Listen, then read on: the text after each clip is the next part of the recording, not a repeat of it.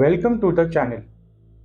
Today, I am going to tell you about a man who terrified three colonial empires and was remembered by none of his own people.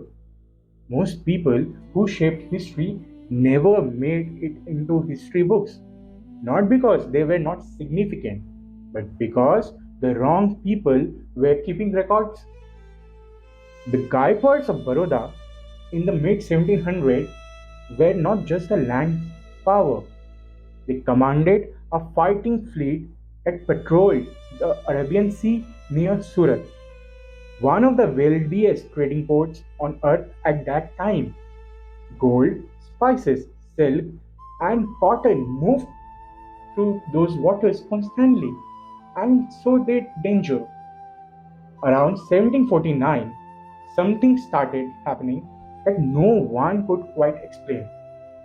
Merchant ships were being stopped, vessels were being boarded, European trading companies, the most powerful commercial forces in the world, were losing control of waters they thought they owned. And at the center of it all was one name, Appaji Pandit.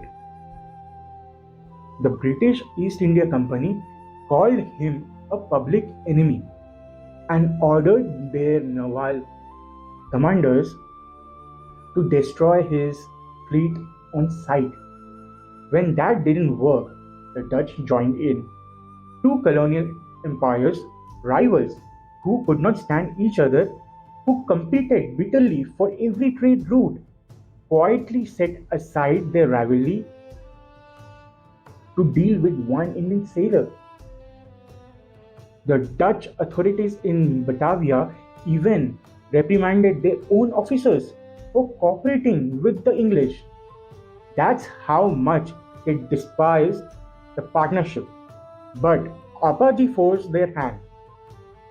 He was never captured, never defeated in late 1751 or early 1752.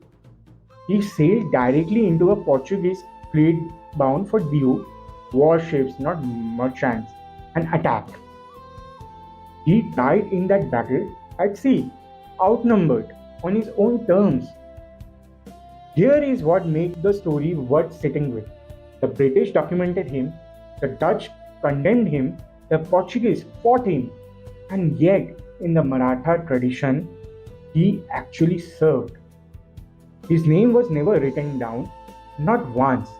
The people he opposed remembered him.